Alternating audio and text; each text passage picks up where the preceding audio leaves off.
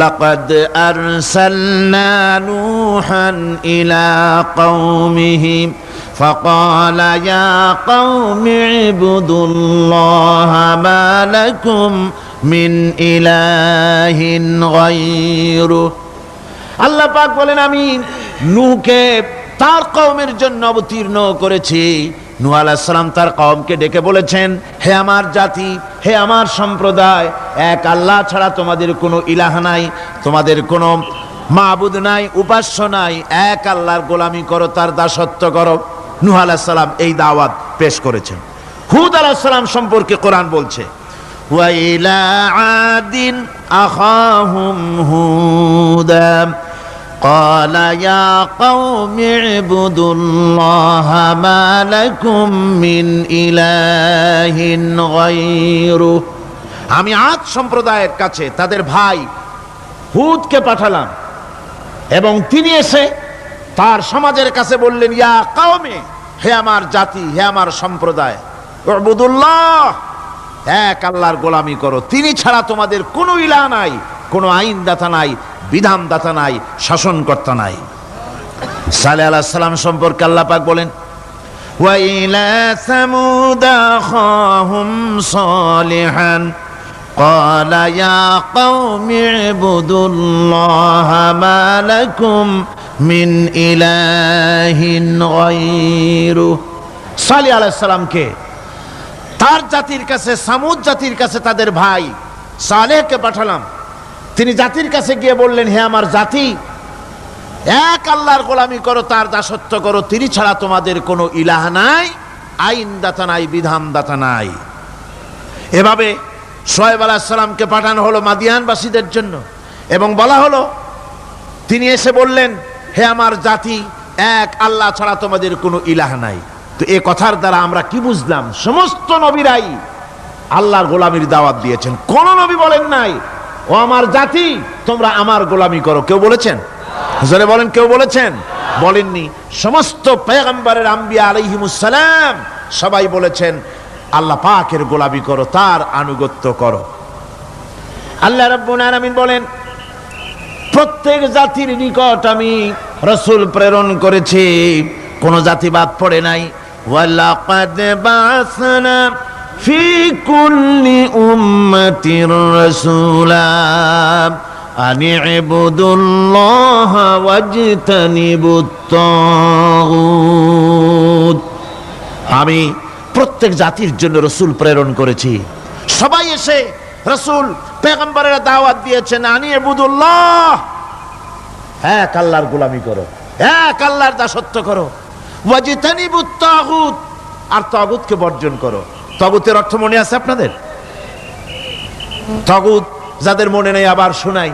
তাগুত বলা হয় সেই শক্তিকে, যে শক্তি শুধু নিজেই আল্লাহর আইন অমান্য করে না, অন্যদেরকেও আল্লাহর আইন অমান্য করতে বাধ্য করে, সেই শক্তিকে বলা হয় তাগুত। আল্লাহ পাকের সমস্ত নবীরা বলেছেন, এক আল্লাহর গোলামি করো, তাগুতকে বর্জন করো।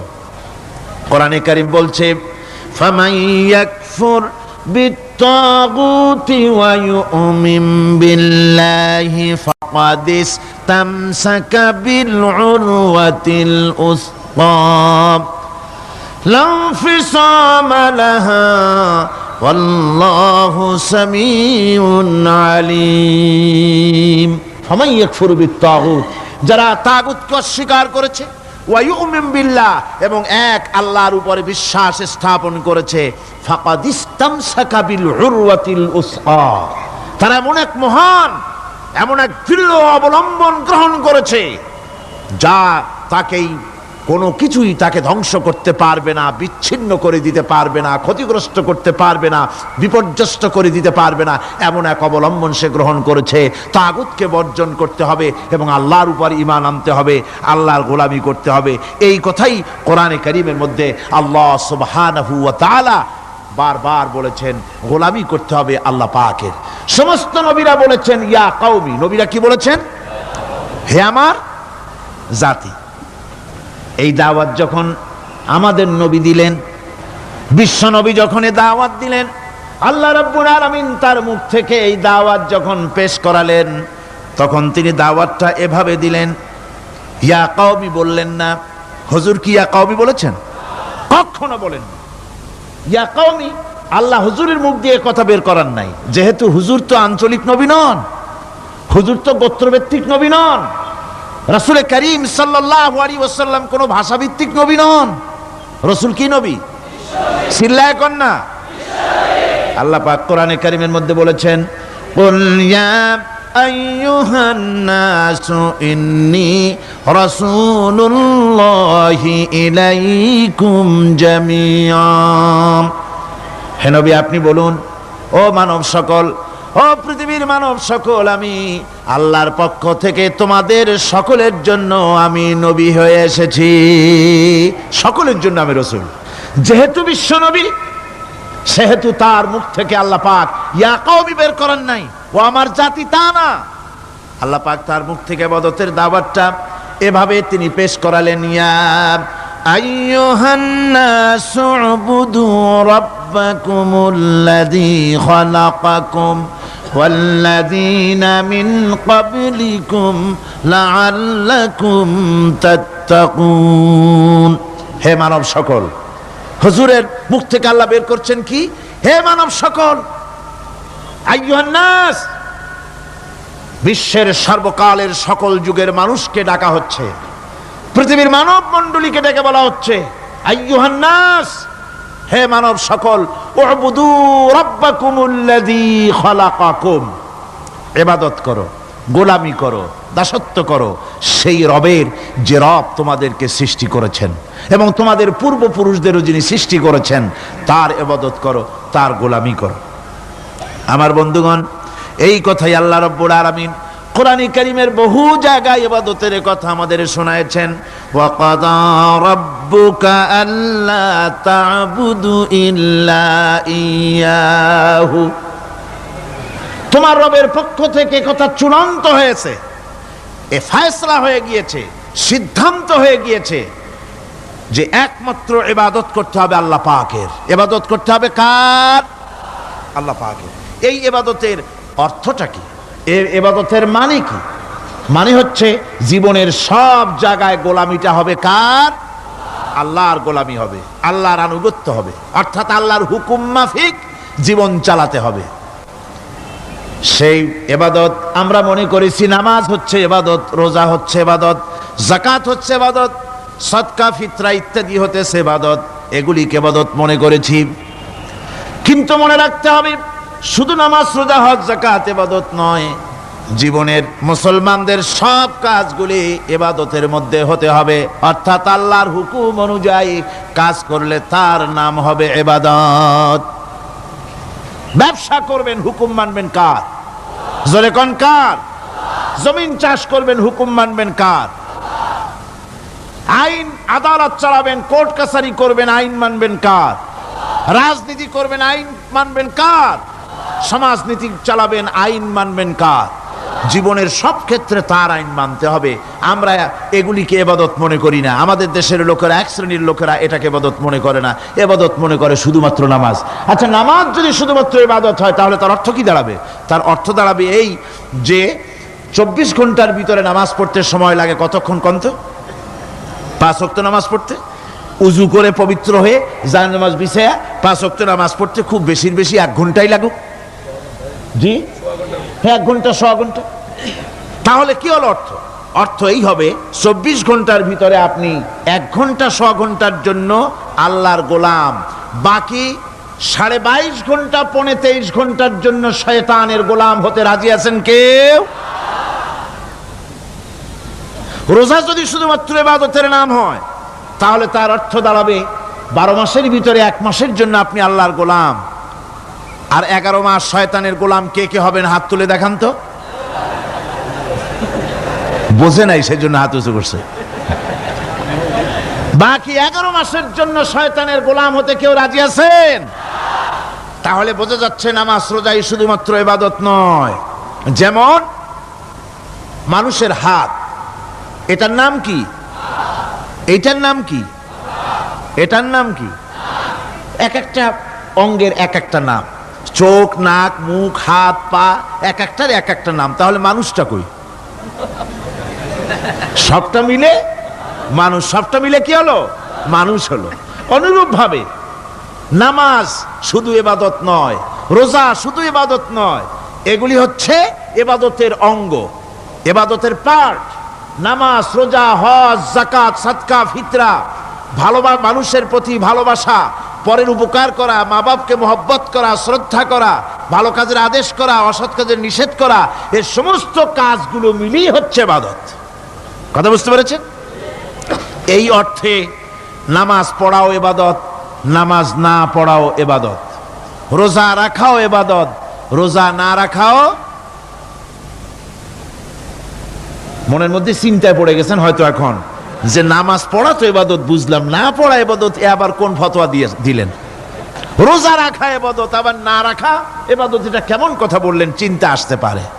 হ্যাঁ, কথা ঠিকই, নামাজ পড়া ইবাদত, না পড়াও ইবাদত। সর্বক্ষণ আপনি নামাজ পড়েন জায়েজ আছে, কিন্তু 24 ঘন্টার ভিতরে 3টা সময় নামাজ পড়া হারাম। কোন কোন সময়?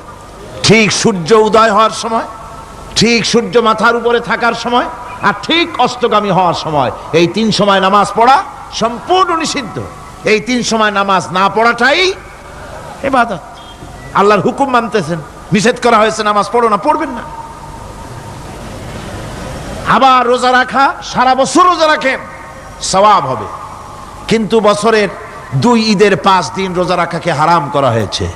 এই সময় রোজা না রাখাটাই, তাহলে কি বোঝা গেল? বোঝা গেল এই জীবনের সমস্ত কাজগুলি আল্লাহর হুকুম মাফিক হওয়ার নামই।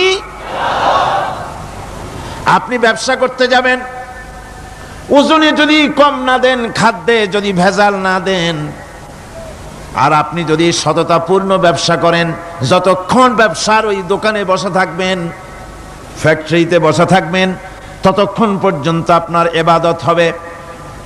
আপনি চাকরি করবেন, আপনি যে কোনো কাজ করেন না কেন, আল্লাহর হুকুম মাফিক যদি হয়, ইবাদত হয়ে যাবে।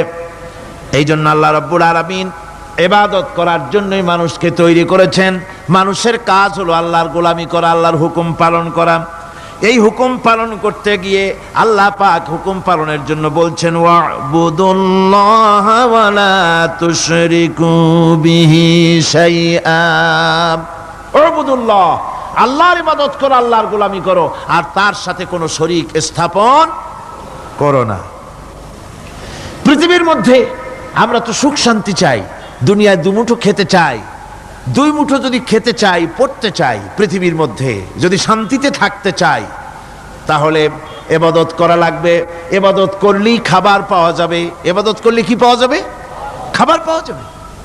আল্লাহ রাব্বুল আলামিন কোরআনে কারীমের মধ্যে বলেছেন, ফালইয়াবুদু রাব্ব হাযাল বাইত আল্লাযী আত'আমাহুম মিন জু'ইন ওয়া আমানাহুম মিন খাউফ। কুরাইশদেরকে বলছেন, ও কুরাইশরা, এই ঘরের মালিকের ইবাদত করো। কোন ঘর? কাবা ঘর। এই কাবা ঘরের মালিক কে? আল্লাহ। এই ঘরের মালিকের ইবাদত করো। কি হবে তাহলে? এই ঘরের মালিকের ইবাদত যদি করো, দাসত্ব যদি করো, আনুগত্য যদি করো, তার গোলামি যদি করো, তাহলে কি হবে? আল্লাযী আত'আমাহুম মিন জু', তিনি তোমাদের ক্ষুধার সময় খেতে দিবেন। সুবহানাল্লাহ কর। ক্ষুধার সময় খাবার পাবে। ওয়া আমানাহুম মিন খাউফ, আর যখন বিপদ আসবে, মুসিবত আসবে, সন্ত্রাস সৃষ্টি হবে, বিপদ মুসিবত আসবে, ভীতি আসবে, ভীতির সময় আমন আমান, নিরাপত্তা পয়দা করে দিবেন আল্লাহ সুবহানাহু ওয়া তাআলা এই ইবাদতের মাধ্যমে। সুতরাং আমার ইবাদত করো। আর যদি জান্নাতে যেতে চাও, কি বলেন, আমরা কি বেহেশতে যেতে চাই? আর যারা কথা কইলেন না, আমরা কি জান্নাতে যেতে চাই? অবশ্যই আল্লাহর জান্নাতে যেতে চাই। আল্লাহ পাক বলেন, আমার জান্নাতে যদি যেতে চাও, তাহলে ইবাদত করা ছাড়া পথ নাই। ফাদখুলি ফি ইবাদি ওয়াদখুলি জান্নাতি, আমার বান্দার মধ্যে শামিল হও, আমার গোলামির মধ্যে শামিল হও, আমার ইবাদত করো জীবনের সকল ক্ষেত্রে, আমার গোলামির মধ্যে শামিল হও, আমার জান্নাতে চলে যাও। সুবহানাল্লাহি ওয়া বিহামদি। আমার গোলাম হওয়া ছাড়া, আমার গোলামি করা ছাড়া জান্নাত পাওয়া যাবে না। আমার বন্ধুগণ, এবার আল্লাহ রাব্বুল আলামিন বলছেন, যদি আমার সঙ্গে দেখা করতে চাও, আল্লাহর সঙ্গে যদি কোনো বান্দা দেখা করতে চায়, আমরা আল্লাহরে দেখতে চাই কিনা? চাই কিনা আল্লাহকে দেখতে? আল্লাহ পাক বলছেন, আমারে যদি দেখতে চাও, ফামান কানা ইয়ারজু লিকা রাব্বিহি ফালইআমাল আমালান সালিহান ওয়ালা ইউশরিক বিইবাদাতি রাব্বিহি আহাদা। আমার সঙ্গে যদি দেখা করতে চাও, তোমাদের মধ্য থেকে কেউ যদি আমার সাথে দেখা করতে চায়, সে যেন ভালো কাজ করে, ভালো আমল করে, আর আমার ইবাদতের সঙ্গে কাউকে যেন শরীক না বানায়, তাহলেই আমার সঙ্গে কিয়ামতে দেখা হয়ে যাবে। জোরে বলেন সুবহানাল্লাহ। আল্লাহর সঙ্গে দেখা করতে হলে তার ইবাদত করতে হবে, গোলামি করতে হবে, এবং কাউকে শরীক স্থাপন করা যাবে না। এই গোলামি করতে হবে, ইবাদত করতে হবে কতদিন? আল্লাহ রাব্বুল আলামিন বলছেন, ওয়া'বুদ রাব্বাকা হাত্তা ইয়াতিয়াকাল ইয়াকিন। ইবাদত করো, গোলামি করো, যতক্ষণ পর্যন্ত নিশ্চিত সেই সময়টি এসে না যায়, তার মানে মৃত্যু পর্যন্ত আমার গোলামি করতে থাকো। মৃত্যু পর্যন্ত গোলামি হবে কার? আল্লাহ সুবহানাহু ওয়া তাআলা। সেই আল্লাহ পাকের গোলামি জীবনের সকল ক্ষেত্রে করতে হবে, মৃত্যু পর্যন্ত সব ক্ষেত্রে গোলামি হবে আল্লাহর। আল্লাহর গোলামি হচ্ছে আল্লাহ যা নিষেধ করেছেন তার থেকে ফিরতে হবে, আর যা আদেশ করেছেন সেগুলি মানতে হবে। যারা নিজেদের সৃষ্টির উদ্দেশ্য বোঝে না, আল্লাহর সামনে মাথা নত করার পরিবর্তে অহমিকতা করে, অহংকার করে, আল্লাহর সামনে মাথা নত করে না, ইবাদত করে না আল্লাহ, তাদের সম্পর্কে আল্লাহ রাব্বুল আলামিন বলছেন, ইন্নাল্লাযীনা ইস্তাকবিরুনা আন ইবাদাতি সায়াদখুলুনা জাহান্নামা দাখিরিন। যারা আমি আল্লাহর সঙ্গে অহংকার করে, আমার ইবাদত করে না, আমার গোলামি করে না, আমার সামনে মাথা নত করে না, অহংকার অহমিকতা করে যারা জীবন চালায়, আমি কিয়ামতের দিন তাদেরকে লাঞ্ছিত করব আর জাহান্নামে পাঠাবো। যারা আল্লাহর গোলামি করবে না, আল্লাহর ইবাদত করবে না, অস্বীকার করবে আল্লাহর গোলামিকে, অহমিকতা করে চলবে, তাদের জায়গা হবে কোথায়? জাহান্নামের মধ্যে। সুতরাং মানুষের মর্যাদা বাড়ে আল্লাহর গোলামিতে। মর্যাদা বাড়ে কিসে? আল্লাহর গোলামিতে। গোলামি করলেই মর্যাদা বাড়বে। এই জন্য আল্লাহ পাক কোরআনের মধ্যে, কোরআনে কারীমের মধ্যে সবচেয়ে মাহবুব, আল্লাহ পাকের মাহবুব বান্দাদের কথা যখন বলেছেন, তখন নাম নেন নাই, আব্দুন শব্দ ব্যবহার করেছেন, গোলাম বলেছেন, বান্দা বলেছেন। আমার বান্দা। বান্দা হচ্ছে মানুষের জন্য সবচাইতে বড় ডিগ্রি আল্লাহর পক্ষ থেকে। আলিম, উলামা, পীর, বুজুর্গ, সাহাবী, পেগম্বর, নবী, রসুল, সবচাইতে বড় খিতাব হচ্ছে আব্দ। আল্লাহর গোলাম হওয়া, আল্লাহর প্রিয় ডাক হচ্ছে আব্দ। মানুষকে আল্লাহ যাকে সবচাইতে বেশি ভালোবাসেন, যাদেরকে বেশি ভালোবাসেন, তাদেরকে আব্দ বলেছেন। কি বলেছেন বলুন? আব্দ, বান্দা। আল্লাহ পাক এই পৃথিবীতে সবচাইতে বেশি ভালোবেসেছেন কাকে? মুহাম্মদুর রাসূলুল্লাহ সাল্লাল্লাহু আলাইহি ওয়াসাল্লামকে। তাকে আল্লাহ পাক সবচাইতে বেশি ভালোবাসেন। এবার দেখুন আল্লাহ রাব্বুল আলামিন তার হাবিবকে কি নাম দিয়ে ডাকতেছেন? নাম নেন নাই, নবী এবং রাসূলও বলেন নাই। কোরআনে কারীমের ভিতরে রাব্বুল আলামিন তার হাবিবকে আব্দ বললেন। যেমন দেখুন, ইন কুনতুম ফি রাইবিম মিম্মা নাযালনা আলা আবদিনা। আমি যে কিতাব নাজিল করেছি আমার বান্দার উপরে, তোমাদের যদি সন্দেহ হয়, এই যে বান্দা আমার আব্দের উপরে নাজিল করেছি, এই আব্দকে মুহাম্মদুর রাসূলুল্লাহ সাল্লাল্লাহু আলাইহি ওয়াসাল্লাম আব্দ, অর্থাৎ সবচেয়ে প্রিয় ডাক হচ্ছে আল্লাহর পক্ষ থেকে বান্দার জন্য আব্দ। স্নেহপূর্ণ নাম, স্নেহপূর্ণ ডাক, মহব্বতপূর্ণ ডাক। অন্য আয়াতে আমরা দেখতে পাই, তাবারাকাল্লাযী নাযালাল ফুরকানা আলা আবদিহি লিয়াকুনা লিল আলামিনা নাযীরা। অতীব বরকতপূর্ণ সেই মহান সত্তা যিনি তার বান্দার উপরে ফুরকান নাজিল করেছেন। হুজুরের নাম নেন নাই, রাসূল বলেন নাই, বলেছেন আব্দ। কি বলেছেন? আব্দ, আমার বান্দা। এরপরে আল্লাহ রাব্বুল আলামিন অন্য আয়াতে বলেছেন সুবহানাল্লাযী আসরা বিআবদিহি লাইলাম মিনাল মাসজিদিল হারামি ইলাল মাসজিদিল আকসা। সমস্ত দুর্বলতা অক্ষমতা থেকে মুক্ত সেই মহান সত্তা যিনি তার বান্দাকে রাতের একটি অংশে ইসরা করিয়েছিলেন। এখানে আব বলে আল্লাহ পাক বুঝিয়েছেন কার কথা? কার কথা বুঝালেন? রাসূল করিম সাল্লাল্লাহু আলাইহি ওয়াসাল্লামের কথা, তার কথাই বুঝালেন। তিনি হচ্ছেন আব। সুতরাং আবদিয়ত, গোলামি, আল্লাহর গোলামি হলো জীবনের সবচাইতে বড় কথা। আল্লাহর গোলাম হওয়ার চাইতে বড় আর কিছু নাই পৃথিবীতে। আমরা হচ্ছে আল্লাহর গোলাম। জোরে বলেন আমরা কি? আমরা যে গোলাম সে কথা বলতে মনে হয় কারো কারো একটু লজ্জা লাগে যে আমি চৌধুরী মানুষ বা অমুক একটা লোক, অমুক একজন সম্মানী লোক, গোলাম আমি, এটা বলা কি লজ্জার কথা। এরকম একটু মনে মনে কোনো অসুবিধা কারো হয় নাকি? জোরে কোন তো আমরা কি? কার গোলাম? সুবহানাল্লাহি বিহামদিহি, আল্লাহর গোলাম। আমরা এমন মহান সত্তার গোলাম, মহান সত্তার বান্দা যার সমকক্ষ এই পৃথিবীতে কেউ নাই, আকাশেও কেউ নাই।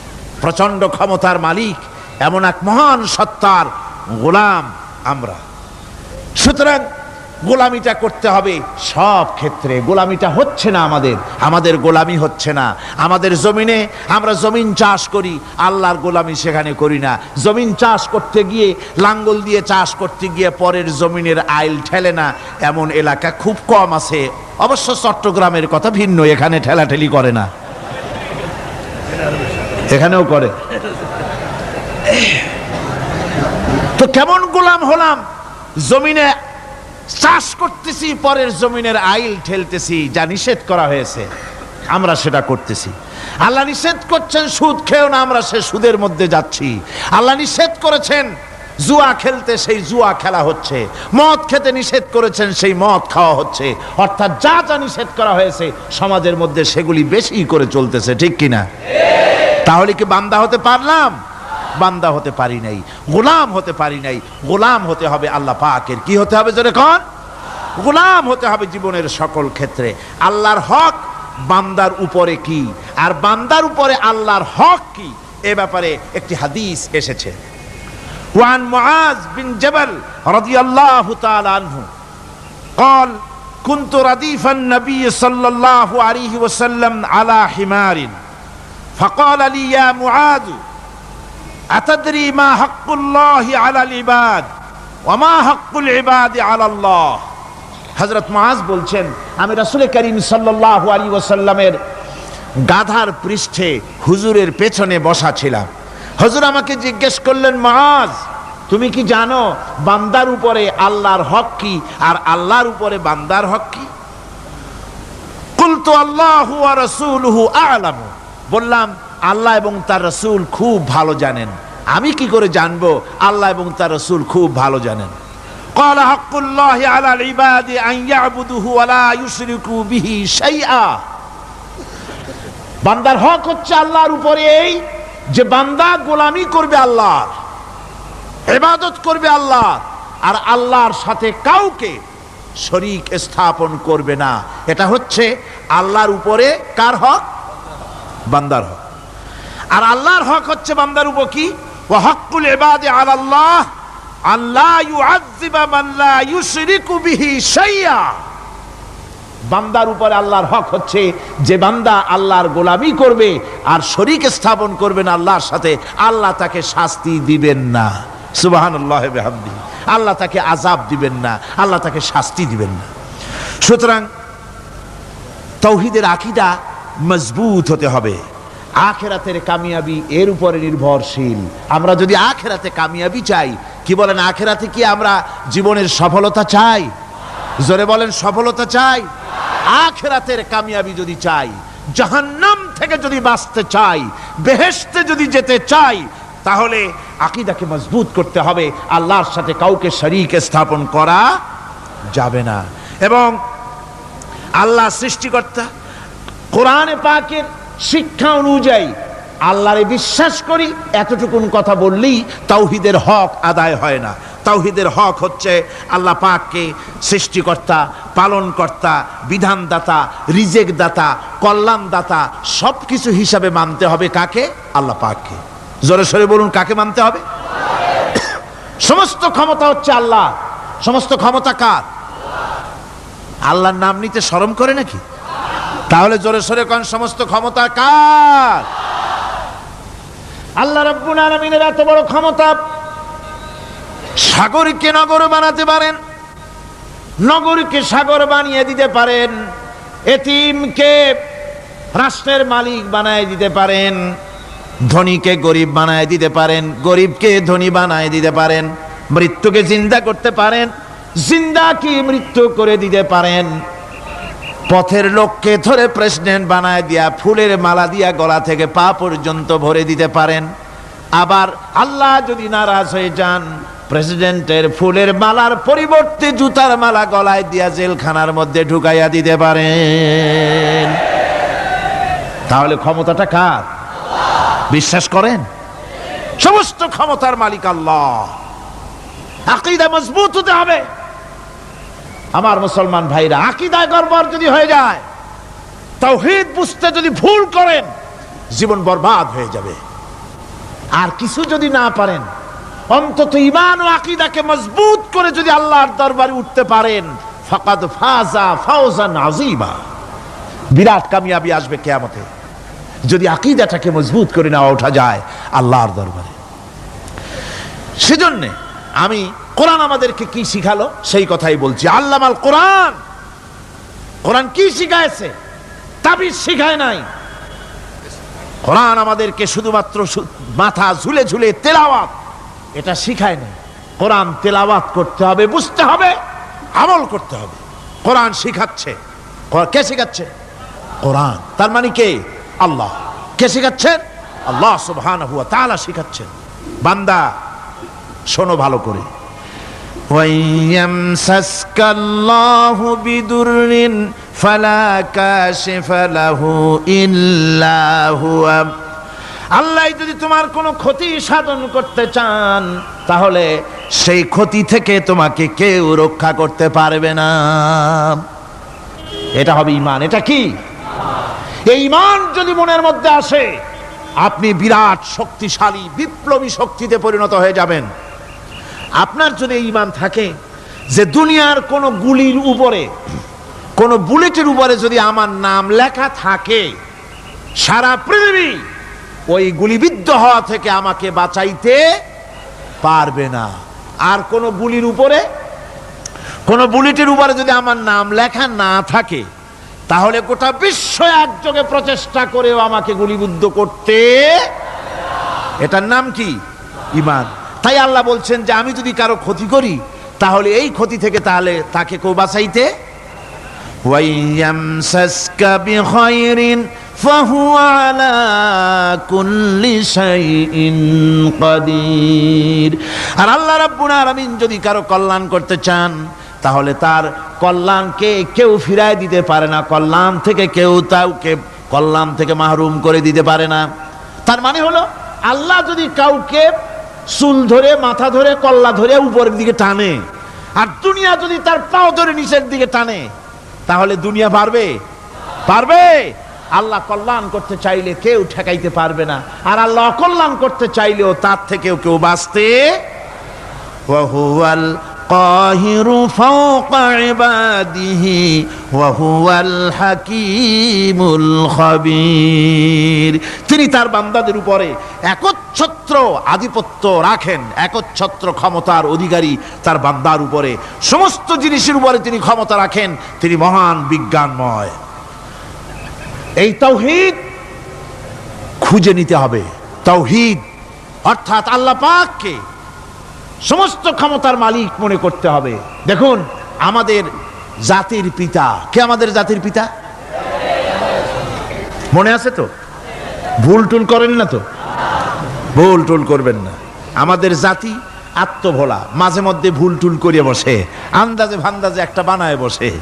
আসলে জাতির পিতা মুসলমানদের কে? ইব্রাহিম আলাইহিস সালাম তাওহীদকে খুঁজছেন। এই কোরআন শরীফ আল্লাহ পাক বলছেন তাওহীদ তালাশ করতেছেন। কে স্রষ্টা? সর্বোচ্চ ক্ষমতার মালিক কে? হযরত ইব্রাহিম আলাইহিস সালাম তার এই তাওহীদ খোঁজার, তাওহীদ অন্বেষণ কাহিনীটাকে রব্বুল আলামিন কোরআনে কারীমের ভিতরে জায়গা দিয়ে দিলেন দুনিয়ার মানুষকে বোঝাবার জন্য, শোনাবার জন্য। ফালাম্মা জান্না আলাইহিল লাইলু রাআ কাওকাবান ক্বালা হাযা রাব্বী।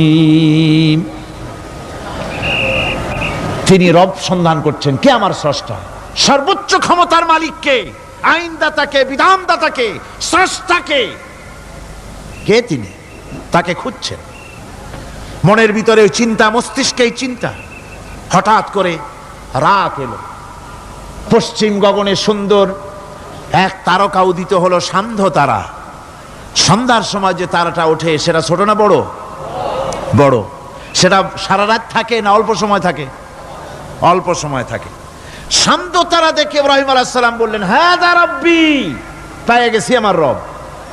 এটাই আমার রব, এটাই হচ্ছে আমার স্রষ্টা, এটাই হচ্ছে সর্বময় ক্ষমতার মালিক। আল্লাহ পাক বলেন, ইব্রাহিম আলাইহিস সালাম তাকিয়ে থাকলেন। কিছুক্ষণ পরে এই তারকা যখন অস্তমিত হয়ে গেল, ইব্রাহিম আলাইহিস সালাম তখন বললেন, ফালাম্মা আফালা ক্বালা লা উহিব্বুল আফিলিন। যে জিনিস অস্তমিত হয়ে যায় তাকে আমি মহব্বত করি না, পছন্দ করি না, সে রব হতে পারে না। যে রব হবে তার আবার উদয়স্ত কিসের? কিছুক্ষণ পরে চন্দ্র উদিত হলো, চাঁদ দেখে ইব্রাহিম আলাইহিস সালাম বললেন, ফালাম্মা রাআল কমারা বাযিগান ক্বালা হাযা রাব্বী। চাঁদ দেখে বললেন, এটাই আমার রব, এটাই আমার স্রষ্টা, এটাই আমার বিধানদাতা।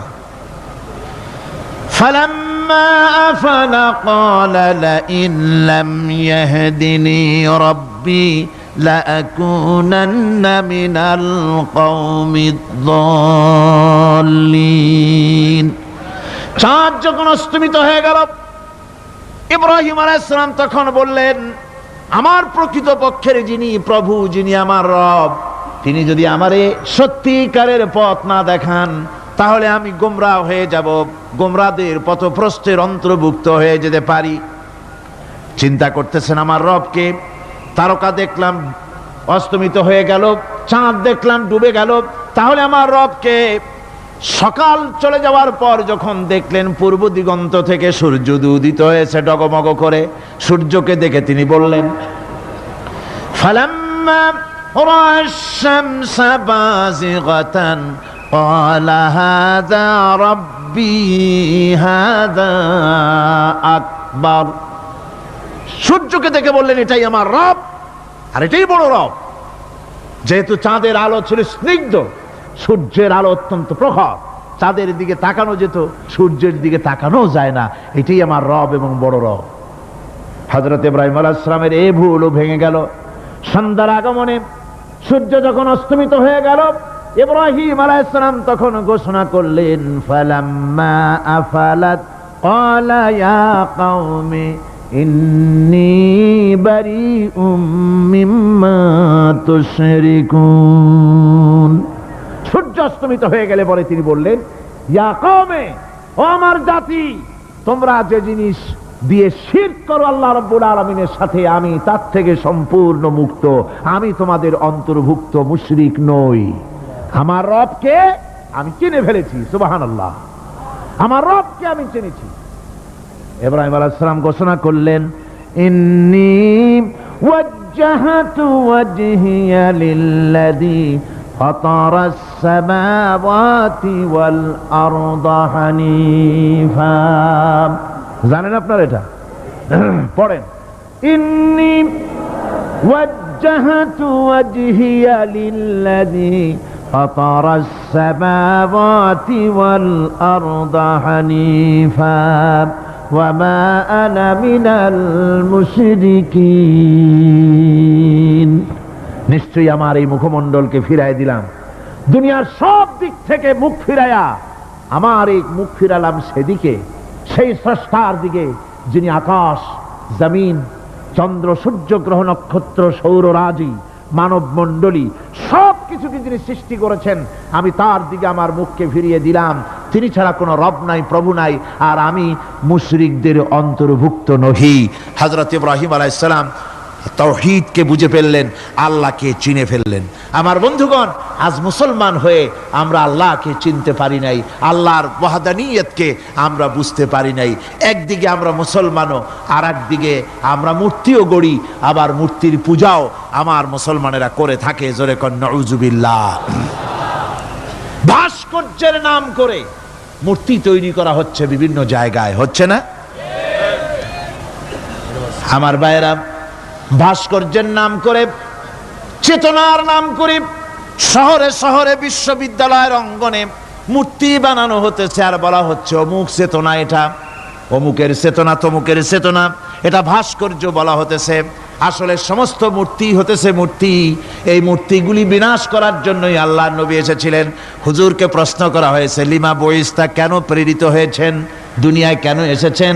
নবী বলেছেন, বয়স্তুরে কাসরিল আসনাম, এসেছি পৃথিবীর বুকে মূর্তি বিনাশ করার জন্য। জোরে বলেন সুবহানাল্লাহ। মূর্তি ধ্বংস করার জন্য এসেছি। আল্লামা ইকবাল, বিশ্বকবি, কবি সম্রাট আল্লামা ইকবাল বলছেন, বুত সেকন উঠে গয়ে বাকি জু রহে বুতগর হ্যাঁ, बुत शकन उठ गए बाकी जू रहे बुतगर है, था बिराहिम पिदर और पिसर आजर है।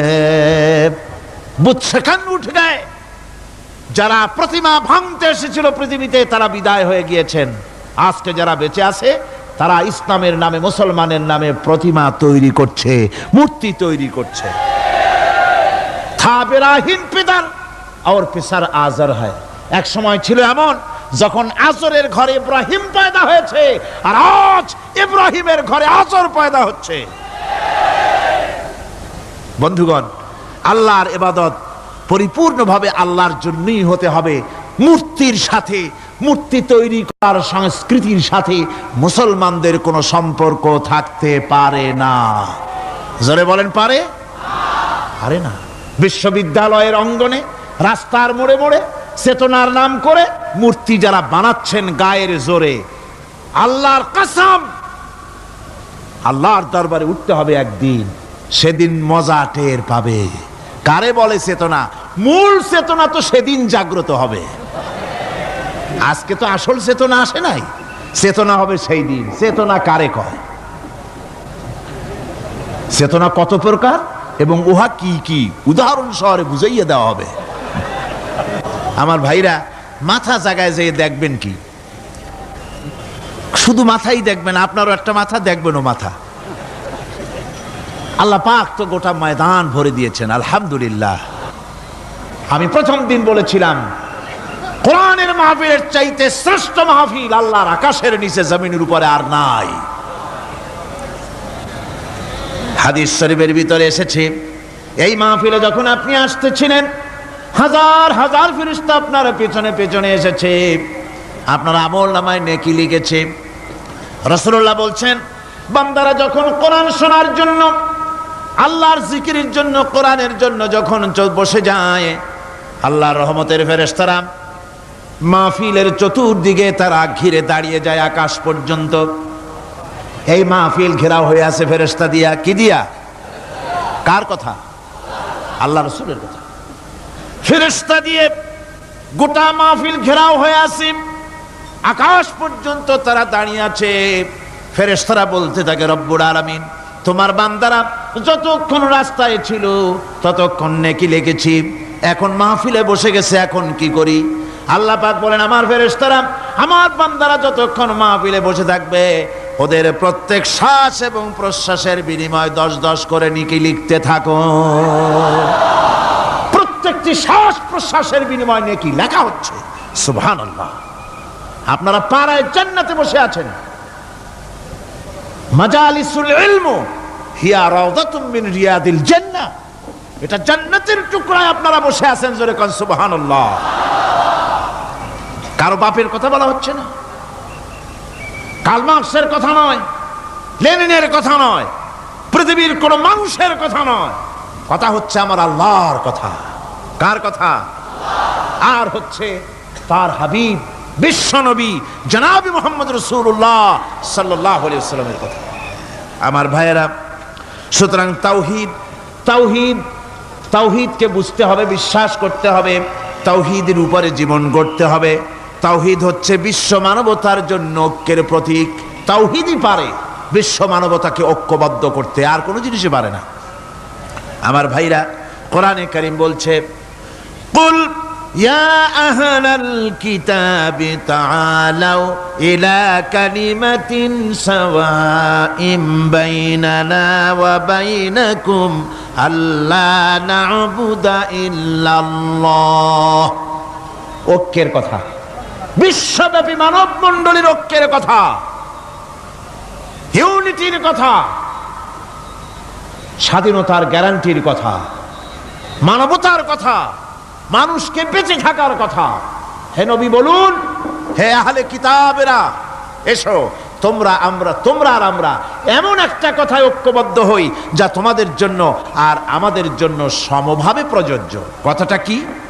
কথাটা হচ্ছে আল্লাহ না'বুদা ইল্লাল্লাহ, আল্লাহ ছাড়া কারো গোলামি করব না, আল্লাহ ছাড়া কারো গোলামি করব না। এটা মানো। ও দুনিয়ার মানুষ, খ্রিস্টান হও, ইহুদি হও, হিন্দু হও, নাসারা হও, আওয়ামী লীগ হও, বিএনপি হও, জাসদ হও, খাসদ হও, বাসদ হও, যেই হও না কেন, যারা মানুষ সব এক হয়ে যাও, আল্লাহ ছাড়া কারো গোলামি করব না।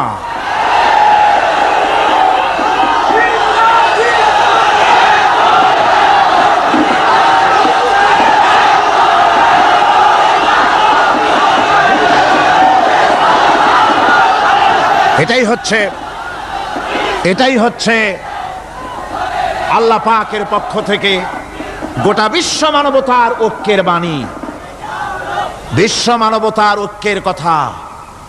আল্লাহ না'বুদা ইল্লাল্লাহ, আল্লাহ ছাড়া কারো গোলামি করব না।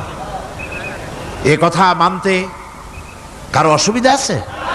তিনি স্রষ্টা সুবহানাহু ওয়া তাআলা। তিনি বলছেন, পৃথিবীর মানুষেরা তোমাদের সৃষ্টি করেছি আমি, সুতরাং ঘোষণা করো আল্লাহ ছাড়া কারো গোলামি করব না। সকলের জন্য কি সুন্দর কথা, সাওয়াইম বাইনানা ওয়া বাইনাকুম, তোমাদের জন্য আর আমাদের জন্য সমান। তোমরাও আল্লাহরে মানো, আমরাও আল্লাহরে মানি, সুতরাং আল্লাহর গোলামি করতে অসুবিধা কোথায়?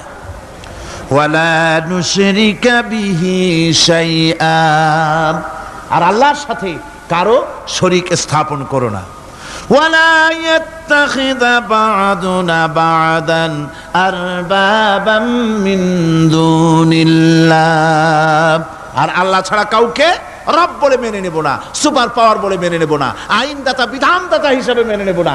এই কথা যদি জগৎবাসী স্বীকার করত, আপনার স্বীকার করলে পরে ইউএনও লাগবে না, ইউনাইটেড নেশনস অর্গানাইজেশন লাগবে না, সেন্টো লাগবে না, সিয়াটো লাগবে না, আসিয়ান লাগবে না, সার্ক লাগবে না, কিচ্ছু লাগবে না। এই তিনটা কথা মানলেই সারে দুনিয়াবাসী। কয়টা কথা? আজকে শান্তি হয়ে গেছে পৃথিবীর মানুষের কাছে। সোনার হরিণ, সোনার হরিণ আছে নাকি? নাই। সোনার হরিণ যেমন ঘোড়ার ডিম, ঘোড়ার ডিম বোঝেন তো, নামে আছে কাজে নাই। সোনার হরিণ ওই রকম। শান্তি আজকে পৃথিবীর মানুষের কাছে সোনার হরিণ। শান্তির জন্য কত চেষ্টা করলো পৃথিবীর মানুষ। লিগ অব নেশনস তৈরি হলো, ইউনাইটেড নেশনস অর্গানাইজেশন তৈরি হলো, সেন্টো সিয়াটো আসিয়ান সার্ক, কত কিছু হলো। 7টা দেশ মিলে সার্ক তৈরি করলো। শান্তির জ্বালায় আমরা অস্থির নাকি আমার বন্ধুগণ? সুতরাং আজকে 3টা কথায় পৃথিবীর শান্তি ফিরে আসতে পারে। কয়টা কথা? মাত্র 3টি কথায় এই উত্তপ্ত পৃথিবী, অশান্ত পৃথিবীর এই অশান্তিময় প্রজ্বলিত পৃথিবী, মানুষেরা যেখানে জ্বলছে আর জ্বলছে, সেই পৃথিবীতে শান্তি আসতে পারে মাত্র তিনটি কথায়: আল্লাহ নাবুদা ইল্লাল্লাহ, আল্লাহ ছাড়া কারো গোলামি করব না, আর আল্লাহর সাথে কাউকে শরীক স্থাপন করব না, আল্লাহ ছাড়া কারো প্রভুত্ব মানব না। তিনটা কথায় পৃথিবীতে আবার শান্তি ফিরে আসতে পারে। সুতরাং আমি তাওহীদের কথা আপনাদের বলতেছিলাম। কিসের কথা বলতেছি? তাওহীদ। তাওহীদ প্রতিষ্ঠিত হলে কেউ কারো উপরে প্রভুত্ব করতে পারবে না। এখন আল্লাহর তাওহীদের স্বরূপ ছোট্ট একটি সূরার মধ্যে ফুটে উঠেছে। আল্লাহর প্রভুত্ব কায়েম হলে অসুবিধা হয় না কেন? কারণ হলো, দুনিয়ায় মানুষ যত আছে, সমস্ত মানুষের দুর্বলতা আছে। আছে তার দুর্বলতা। আমি এই দৃষ্টান্তটা আরো এক বছর মনে হয় এখানে দিছিলাম, আবারও বলি। সেটা হলো এই যে, এই চট্টগ্রামে মেয়র পদে নির্বাচনের কি কয়, সিটি কর্পোরেশনের নির্বাচন আসছে না? মেয়র পদে অনেকে দাঁড়াইছেন, দাঁড়াইয়া সব নির্বাচনী ওয়াদা করছেন। কেউ বলছে চট্টগ্রামকে সোনা দিয়ে মুড়িয়ে দেব, কেউ বলছে চিটাগং শহরকে আপনাদের লোট্টা ফিশার কেনা লাগবে না, বাড়ি বাড়ি পৌঁছায় দেবো, শুটকি মাছ খাওয়াই দেবো খুব ভালো করিয়া, রাস্তাঘাটের অভাব হবে না, আনন্দের চোটে, ফুর্তির চোটে, আরামের চোটে শুধু শীত হয়ে মরবেন। বুঝলেন?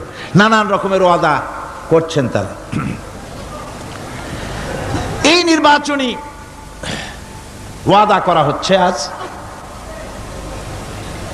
একজন মেয়রকে যদি দায়িত্ব দেওয়া হয় যে চট্টগ্রামে 6 বছরের যত বাচ্চা আছে, এই বাচ্চাদের মধ্যে কমলা লেবু বিতরণ করতে দায়িত্ব দিলাম আপনাকে, আপনি একজন মেয়র পদ প্রার্থী, 40 ট্রাক কমলা সিলেট থেকে আনা হয়েছে, সব বাচ্চাদেরকে, 6 বছরের বাচ্চাদেরকে একটা একটা করে দিবেন। এই কমলা বিতরণ করতে গিয়ে যদি দিতে দিতে যখন তিনি দেখবেন যে ওনার নিজের ছেলে সামনে এসেছে, বোনের ছেলে সামনে এসেছে, ভাইয়ের ছেলে সামনে এসেছে, তখন অন্যের চাইতে নিজের ছেলেকে, বোনের ছেলেকে 2টা কমলা বেশি দিতে ইচ্ছে করবে না? করবে কি না? সামান্য কমলা বিতরণ করতে গিয়ে যদি বোনের ছেলেকে, নিজের ছেলেকে বেশি দিতে ইচ্ছে করে, সেই মানুষের হাতে দেশের আইন তৈরি করার, সংবিধান তৈরি করার দায়িত্ব পৃথিবীতে কোথাও দেওয়া যেতে পারে না। এই জন্যই কোন সন্তানই কাউকে জন্ম দেন নাই, তাকেও কেউ জন্ম দেয়নি।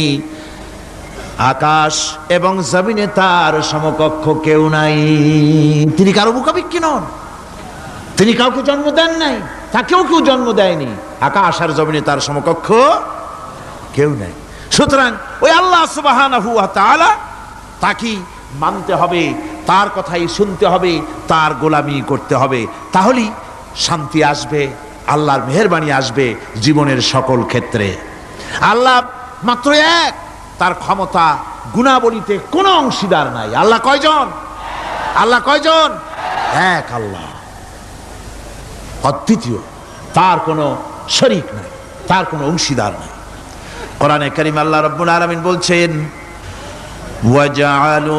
وَجَعَلُوا لِلَّهِ شُرَكَاءَ الْجِنَّ وَخَلَقَهُمْ وَخَرَقُوا لَهُ بَنِينَ وَبَنَاتٍ بِغَيْرِ عِلْمٍ। একই কথা জানা সত্ত্বেও আল্লাহর সাথে শরীক বানায়ো না, আল্লাহর সাথে কাউকে অংশীদার বানায়ো না। তার কোনো ছেলে নাই, মেয়ে নাই, অথচ তিনি সবাইকে সৃষ্টি করেছেন। সুবহানাহু ওয়া তাআলা আম্মা ইয়াসিফুন। পবিত্রতা সেই আল্লাহ পাকের, এবং তিনি তার সম্পর্কে যে চিন্তা করে লোকেরা যা কিছু বলে, এর থেকে আল্লাহ পাক ঊর্ধ্বে। আল্লাহর সন্তান স্থাপন করে তারা বলে যে আল্লাহর ছেলে আছে। নাউযুবিল্লাহ। কোরআন শরীফে আল্লাহ পাক বলেছেন খ্রিস্টানের আল্লাহর ছেলে বানাইছে। ওয়াকালাতিন নাসারাল মাসীহ ইবনুল্লাহ। খ্রিস্টানেরা বলেছে মসিহ হচ্ছে আল্লাহর পুত্র। নাউযুবিল্লাহ। আবার ইহুদিরা, তারা বসে থাকলো না, ইহুদিরা বলল ওয়াকালাতিল ইয়াহুদু উযাইরুন ইবনুল্লাহ। ইহুদিরা বলল উযাইর হচ্ছে আল্লাহর পুত্র। নাউযুবিল্লাহ। আবার আরেক শ্রেণীর লোক হলো, তারা বলল পৃথিবীতে যত মেয়ে আছে সমস্ত মেয়েগুলি হলো ফেরেশতাগুলি, সব মেয়ে, আর এই মেয়েগুলি সব আল্লাহর। নাউযুবিল্লাহি মিন যালিক। আল্লাহ রাব্বুল আলামিন প্রতিবাদ করলেন, আলাকুমুয যাকারু ওয়া লাহুল উনসা তিলকা ইযান কিসমাতুন দিযা। কি হে, তোমরা সমস্ত পুত্র সন্তানগুলি নিজের জন্য নিয়ে নিলে, আর কন্যা সন্তানগুলি দিলে আমাকে, কেমন তোর ভাগ করলে এটা? আল্লাহ পাকের কোনো সন্তান নাই, আল্লাহ রাব্বুল আলামিনের কোনো সন্তান নাই, স্ত্রী নাই, পুত্র নাই, কেউ নাই। আল্লাহ পাক বলেন, বাদিউস সামাওয়াতি ওয়াল আরদ, আসমান এবং জমিনের উদ্ভাবক হচ্ছেন তিনি। আন্না ইয়াকুনু লাহু ওয়ালাদুন ওয়া লাম তাকুন লাহু সাহিবা। তিনি তো, তার সন্তান হবে কি করে? তার তো জীবন সঙ্গিনী নাই, তার তো স্ত্রী নাই। আল্লাহ বলছেন, আমার তো স্ত্রী নাই, অথচ তোমরা আমার সন্তান বানাচ্ছ। অথচ আমি সব কিছুকেই সৃষ্টি করেছি, সব কিছুর স্রষ্টা কে? যালিকুমুল্লাহু রাব্বুকুম লা ইলাহা ইল্লা হুয়া খালিকু কুল্লি শাইইন ফা'বুদুহু ওয়া হুয়া আলা কুল্লি শাইইন কাদির। যালিকুমুল্লাহু রাব্বুকুম, তিনি, এই হচ্ছে তোমাদের আল্লাহ, তিনি তোমাদের রব, তিনি ছাড়া কেউ নাই, সব কিছুর স্রষ্টা তিনি, তারই ইবাদত করো। সব জিনিসের উপরে একমাত্র তিনি ক্ষমতা রাখেন, তার চাইতে ক্ষমতাশীল, ক্ষমতাধারী, শক্তিশালী পৃথিবীতে আর কেউ হতে পারে না। আমার বন্ধুগণ, আল্লাহ রাব্বুল আলামিনের শক্তি, তার ক্ষমতার কথা আল্লাহ পাক আরেকটি আয়াতের মধ্যে বলেছেন, যে আয়াতটা নামাজের পরে আমরা পড়ি। কি আয়াত কোন তো? বলতে পারবেন? প্রত্যেক নামাজের পরে পড়ি আয়াতুল কুরসি। আয়াতুল কুরসি এমন একটা আয়াত, এই আয়াতটি সম্পর্কে রাসূল করিম সাল্লাল্লাহু আলাইহি ওয়াসাল্লাম বলেছেন, ফরজ নামাজের পরে, প্রত্যেক ফরজ নামাজের পরে যে ব্যক্তি আয়াতুল কুরসি পড়বে, আল্লাহ রাব্বুল আলামিন কিয়ামতের দিন আল্লাহর তার প্রতি দায়িত্ব হবে একটাই, যে আল্লাহ পাক ওই ব্যক্তিকে জান্নাত দিয়ে দিবেন। সুবহানাল্লাহ। কেন? এই আয়াতের মধ্যে কি আছে? এই আয়াতে আছে আল্লাহ পাকের তাওহীদের কথা স্পষ্ট করে বলা হয়েছে। আল্লাহু লা ইলাহা ইল্লা হুয়াল হাইয়ুল কাইয়্যুম। পড়েন সবাই, আল্লাহু লা ইলাহা ইল্লা হুয়াল হাইয়ুল কাইয়্যুম। আল্লাহ তিনি, যিনি ছাড়া কোনো ইলাহ নাই, তিনি সদা জাগ্রত, তিনি চিরঞ্জীব। লা তাখুযুহু সিনাতুন ওয়ালা নাওম। আল্লাহ ঘুমায়, আল্লাহ তন্দ্রা যান, আল্লাহ জিমায়, আল্লাহর জিমানি নাই, আল্লাহর তন্দ্রা নাই, আল্লাহ ঘুমান না। সুবহানাল্লাহি ওয়া বিহামদিহি। অহরহ তার সামনে রয়েছে গোটা পৃথিবী, গোটা আকাশ ও জমিন, সমস্ত সৃষ্টি জগৎ তার সামনে। তিনি ঘুমান না, তার কোনো তন্দ্রা নাই, তার কোনো নিদ্রা নাই। আল্লাহ কোথায় আছে? আল্লাহ কোথায়? এটি আকীদার প্রশ্ন, এটি আকীদার প্রশ্ন। আপনাকে বুঝতে হবে, জানতে হবে আল্লাহ কোথায়। আল্লাহ পাক হচ্ছেন আলাল আরশি ইস্তাওয়া। আল্লাহ পাক আরশে আজিমে সদা সর্বত্র বিরাজিত। এ কথার অর্থ কি? এটার অর্থ হলো আল্লাহ পাকের ইলম মুহাইয়া করে রেখেছে গোটা সৃষ্টি জগৎকে, তার ইলমের ভিতরে রয়েছে সব। কথা বুঝতে পেরেছেন? যদি বলেন আল্লাহ সব জায়গায় আছে, তাহলে তো পানির মধ্যে, বাথরুমের মধ্যে, ঘরের মধ্যে, সব জায়গায় আল্লাহ পাককে থাকতে হয়। যে সব জায়গা অবাঞ্ছনীয়, অবান্তর জায়গা, সেসব জায়গায় আল্লাহকে থাকতে হয়। মূল কথা হচ্ছে আল্লাহ সব জায়গায় আছেন, তার অর্থ আল্লাহ পাক আরশের উপরে আছেন, আরশে ইস্তাওয়া, তিনি সর্বত্র বিরাজমান। এ কথার অর্থ হলো আল্লাহর ইলমে, আল্লাহর জ্ঞানের মধ্যে, আল্লাহর নজরের সামনে, আল্লাহর চোখের সামনে গোটা সৃষ্টি জগৎ রয়েছে। সুবহানাল্লাহ ওয়া বিহামদিহি। সুতরাং তার ঘুম নাই, তার নিদ্রা নাই, তার তন্দ্রা নাই, তাই বলে মাঝে মধ্যে খুব ক্লান্ত হন নাকি? না, ক্লান্তি তাকে স্পর্শ করে না।